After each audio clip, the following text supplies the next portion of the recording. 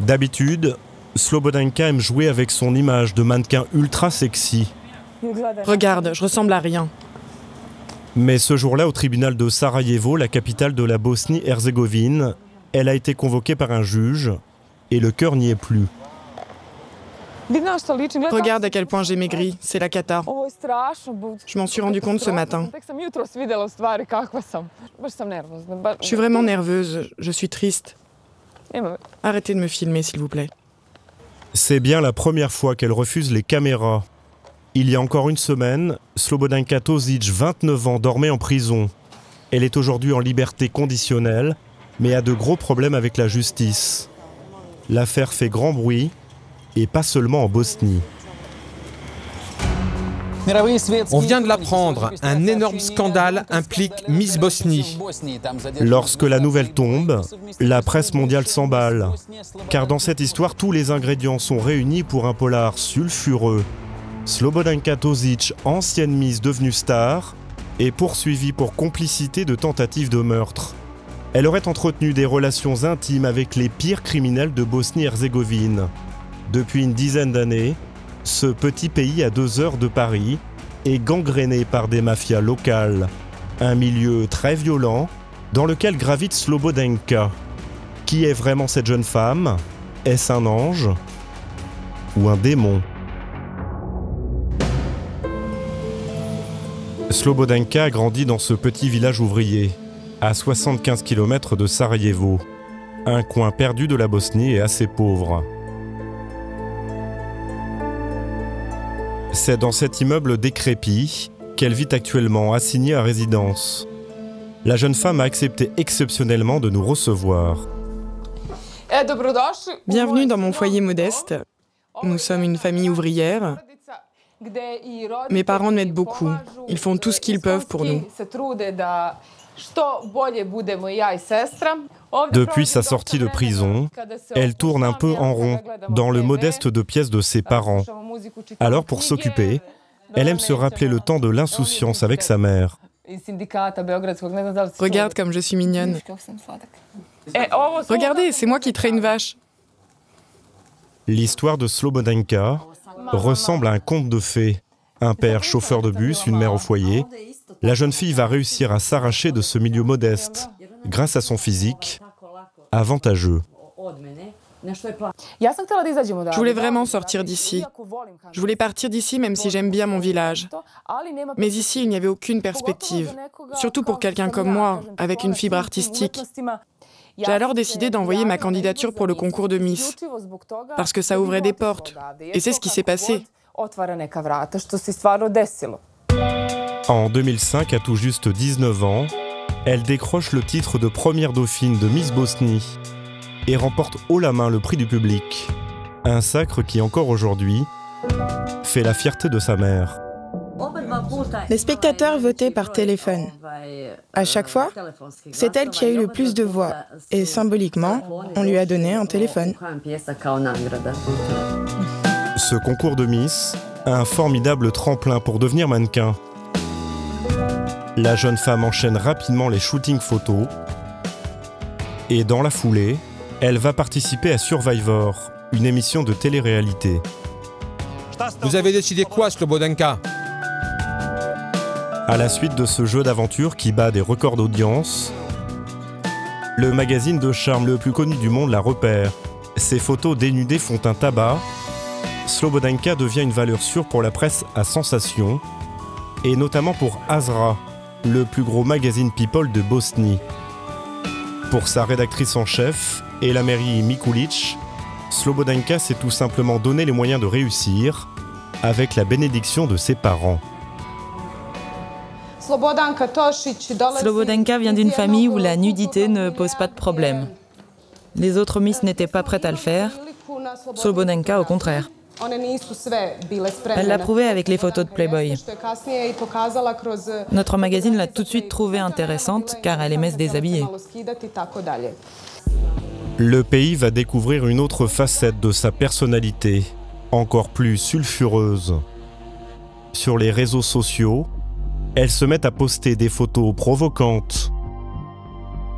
Sur ce cliché, elle s'est enduit le visage de rouge à lèvres. Et sur celui-là, elle prend fièrement la pose à l'entrée du camp d'extermination d'Auschwitz.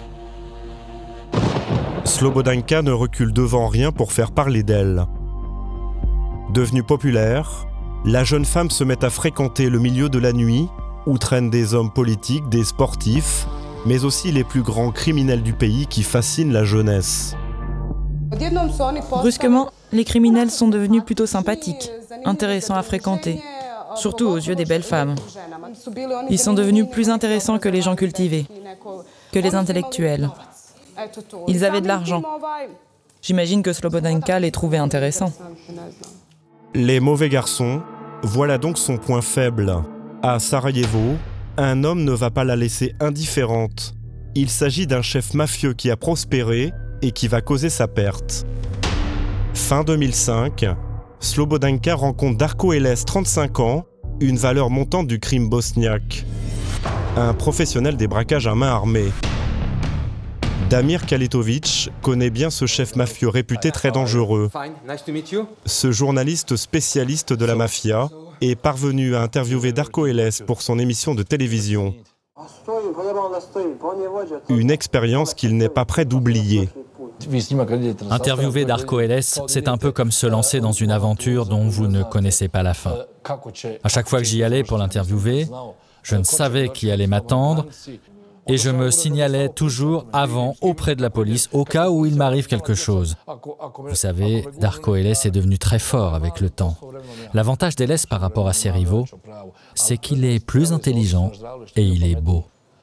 Darko Eles inspire la peur à tous ceux qui le croisent. Sauf chez Slobodanka qui affirme qu'à l'époque, elle ne savait rien de ses activités mafieuses. Je ne savais pas ce que représentait Darko Eles. Je ne connaissais pas ses activités criminelles. Je l'ai découvert plus tard. Moi, je n'ai pas eu de mauvaise expérience avec lui. Et puis, j'ai bien le droit de rencontrer quelqu'un dans un lieu public. Ce n'est pas un crime. Eles, une simple fréquentation. Ce n'est pas du tout ce que pense Damir, le journaliste. Pour lui, la mannequin va devenir sa petite amie en toute connaissance de cause. Si je me souviens bien, j'ai posé la question à Eles si elle faisait partie du gang. Il m'a répondu « Non, non, pas vraiment, elle est juste là, c'est la fille que je vois, que je côtoie en ce moment ». Mais une fois la caméra éteinte, je lui ai reposé la question et là, il a confirmé qu'ils entretenaient bien une relation. Une relation qui va être perturbée par un événement imprévu. George Zdral, 48 ans, chef d'un gang rival, tombe lui aussi sous le charme de Slobodanka et va tout faire pour la séduire. Mais la belle blonde refuse les avances de cet homme imprévisible et violent. À cette époque, entre les deux clans, la tension est à son comble. Slobodanka, qui déchaîne les passions, va mettre le feu aux poudres. Zdral était amoureux de Slobodanka, mais malheureusement pour lui, elle sortait déjà avec Eles. C'est une des choses qui a déclenché le conflit entre eux. Slobodanka serait donc le détonateur de ce conflit qui va dégénérer en guerre sanglante. Entre les deux clans, les exécutions vont se multiplier. Le frère de Zdral est d'abord assassiné, puis l'un de ses lieutenants. Du côté de Darko Eles, les morts s'accumulent. 2 de ses proches sont mitraillés en pleine rue. L'un des 2 chefs mafieux va même être directement visé. Et cette fois, Slobodanka va jouer un rôle de premier ordre. La jeune femme serait même à l'origine d'un piège redoutable. Selon les enquêteurs, ce 13 avril 2006, la mannequin contacte Zdral, toujours amoureux d'elle, pour le retrouver dans les quartiers est de Sarajevo. Elle monte dans sa voiture et rapidement prétexte un autre rendez-vous dans un village à quelques kilomètres de là. Une fois sur place, elle serait sortie de la voiture en demandant à Zdral de bien rester au volant et de l'attendre. Soudainement, une fusillade éclate, le mafieux s'en sort par miracle. C'est en tout cas ce qu'il va déclarer plus tard aux autorités. Elle est sortie de la voiture et s'est mise à marcher vers la maison de sa copine. Puis, elle s'est tournée vers moi et a mis sa main sur sa bouche. C'est à ce moment-là que j'ai entendu les coups de feu. Ça tirait de partout. J'ai cru que ma dernière heure avait sonné. J'ai reconnu la voix de Darko Eles quand son fusil s'est enrayé. Il ordonnait à son complice de me tirer dessus. L'ancienne Miss serait-elle l'instigatrice de ce guet-apens? Aujourd'hui, Slobodanka s'en défend. On m'accuse d'avoir appelé Zdral pour qu'il se rende à l'endroit où il s'est passé ce qui s'est passé, pour que je serve d'appât en quelque sorte. Mais je suis vraiment innocente. Je suis innocente, c'est clair? Sauf que juste après la fusillade, elle serait montée dans une voiture conduite par Eles, direction Belgrade. Dans la capitale serbe, elle va continuer sa carrière de mannequin pendant plusieurs années, comme si de rien n'était. Elle va même présenter une émission de sport. Et surtout, elle ne répond pas aux nombreuses convocations des enquêteurs bosniaques suite à la fusillade. Face à tous ces règlements de compte qui continuent entre les deux clans, la police décide d'employer les gros moyens. Elle lance une opération d'envergure et de longue haleine, l'opération Poupée. Darko Eles est cueilli au pied du lit par une unité spéciale qui va trouver chez lui des dizaines de téléphones portables et plusieurs passeports. Dans la foulée, le mafieux est condamné à 9 ans de prison pour braquage à main armée.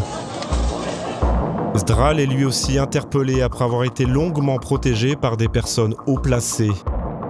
Au terme d'un procès fleuve, il est condamné à 20 ans de prison pour plusieurs affaires criminelles, dont le meurtre d'un policier. Slobodanka, quant à elle, est la dernière à tomber dans le cadre de cette opération. Elle est arrêtée en juin 2015 en Croatie suite à un mandat d'arrêt international. Après 3 mois de prison, elle est remise en liberté conditionnelle, mais assignée à résidence chez ses parents. Une fois par jour, elle reçoit de la visite. Il faut qu'il monte. Une visite dont elle se passerait bien et qu'elle attend avec nervosité. Bonjour. Celle d'un policier qui vient la contrôler une fois par jour. C'est le tribunal qui nous envoie. Nous venons vérifier qu'elle est bien chez elle, car elle a l'interdiction de quitter son domicile. On passe tous les jours entre 7h et 21h. Et ça va, elle s'y tient? Elle respecte bien, et puis on la connaît, c'est une fille du coin. Au revoir, à demain. Poursuivie pour complicité de tentative de meurtre, la jeune femme reste persuadée qu'elle ne retournera pas en prison. Je ne suis pas faite pour la prison. D'ailleurs, personne n'est fait pour la prison. Et puis, vous savez quoi? Eh bien, mon prénom, il veut tout dire. Slobodanka, eh bien, ça veut dire liberté. La date de son procès n'est pas encore fixée. La mannequin risque 10 ans de prison.